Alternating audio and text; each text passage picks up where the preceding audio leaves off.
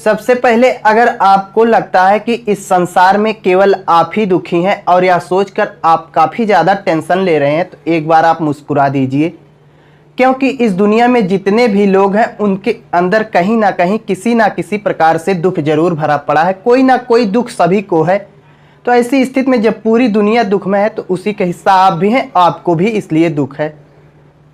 तो ज़्यादा बिना टेंशन लिए एक बार मुस्कुरा दीजिए, तब हम अपना वीडियो शुरू करें। हमारे देश में आज भी डॉक्टर भीमराव अंबेडकर जी जैसे विद्वान का विरोध होता है। देश के कोने कोने में जगह जगह पर उनकी मूर्ति खंडित होने की खबरें आज भी सुनाई देती हैं। जब देश में उनकी कहीं कोई मूर्ति खंडित होने की खबर सुनाई देती है तो हमारे अंदर यही सवाल उठता है कि आखिर इतने बड़े विद्वान का हमारे देश में विरोध क्यों हो रहा है। जिस व्यक्ति ने देश को सुचारू रूप से चलाने के लिए संविधान तक का निर्माण किया, उसका अपमान इस देश में क्यों हो रहा है। जब इतने बड़े व्यक्ति का लोग अपमान कर सकते हैं तो हमारा अपमान अगर करना होगा तो उन्हें कितना कम समय लगेगा। वो तो सोचेंगे भी नहीं, तुरंत हमारा अपमान कर देंगे। अगर आपके भी मन में यह सवाल उठता है कि आखिर डॉक्टर भीमराव अंबेडकर जी ने ऐसा क्या कर दिया कि देश में लोग उनकी मूर्ति तक खंडित कर देते हैं, तो यह वीडियो आपके लिए है। क्योंकि इस वीडियो में हम यह बताएंगे कि हमारे देश में डॉक्टर भीमराव अंबेडकर जी जैसे विद्वान का विरोध क्यों होता है। दरअसल हमारे देश में संविधान लागू होने के पूर्व जितने भी सम्मान योग्य कार्य पद प्रतिष्ठा हुआ करती थी, उस पर केवल ऊंची जाति का प्रभुत्व हुआ करता था। डॉक्टर भीमराव अंबेडकर जी ने इस बात को अपने बचपन से ही महसूस किया था कि किस प्रकार ऊंची नीची जातियों में भेदभाव हमारे देश में होता है, किस लेवल का भेदभाव होता है, उन्होंने काफ़ी अच्छे से महसूस किया था। उसका वो खुद ही भुक्तभोगी थे। तो ऐसी स्थिति में जब डॉक्टर भीमराव अंबेडकर जी को यह मौका मिला कि संविधान का निर्माण उनके हाथ में जब पहुंचा, तो उन्होंने सोचा क्यों ना इस दूषित प्रथा को ही समाप्त कर दिया जाए, जिसमें ऊंची नीची जाति का नाम देकर लोगों के बीच भेदभाव किया जाता है।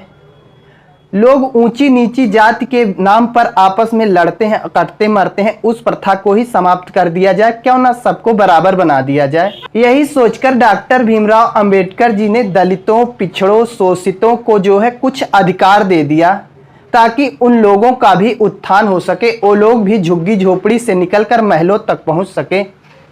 डॉक्टर भीमराव अंबेडकर जी ने अपने जीवन को बदलने में शिक्षा का काफ़ी योगदान देखा था। उनके जीवन में जितने भी परिवर्तन हुए थे उसमें उन्होंने यह महसूस किया कि हर जगह शिक्षा का ही योगदान है।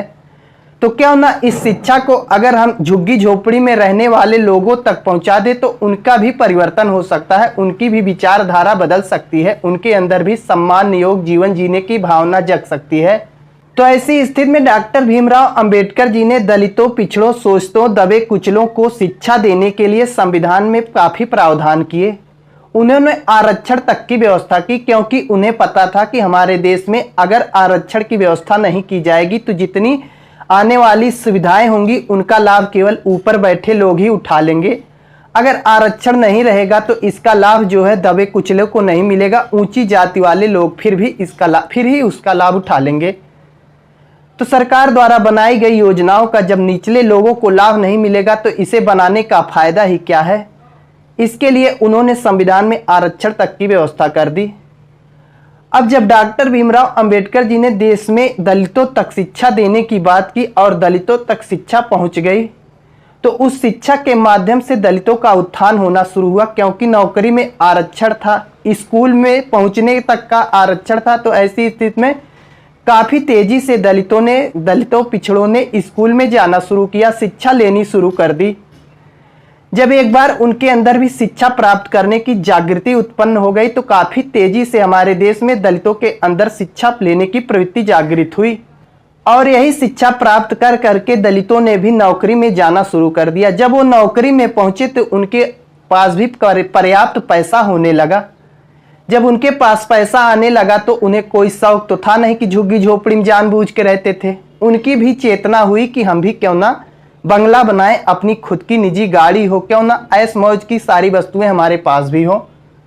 तो ऐसी स्थिति में दलितों ने जब इस प्रकार का सोचना शुरू किया और करना भी शुरू किया, क्योंकि उनके पास पैसा आ ही गया था नौकरी के माध्यम से, तो जो ऊपर जाति के लोग बैठे हुए थे, जो पहले से महलों में अपनी निजी गाड़ियों से टहलते थे, उनसे यह बर्दाश्त नहीं हुआ कि आखिर एक झोपड़ी में रहने वाला आदमी आज अपनी निजी गाड़ी में चल रहा है, उसका खुद का एक बंगला हो गया। यह बात उच्च जाति के लोगों से बर्दाश्त बिल्कुल भी नहीं हुई।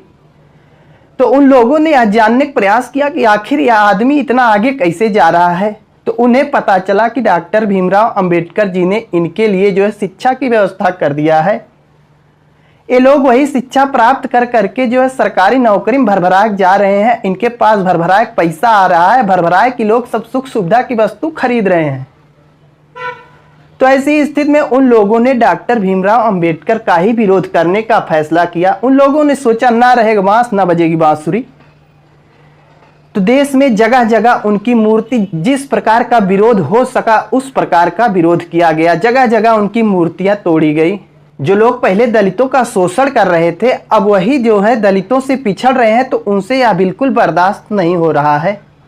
उनसे देखा नहीं जा रहा है कि यार जिन दलितों को हम दुद्दू तमाचा मार के दिन भर अपने खेत में काम करवाते थे, वो आज साले अपने गाड़ी से टहल रहे हैं।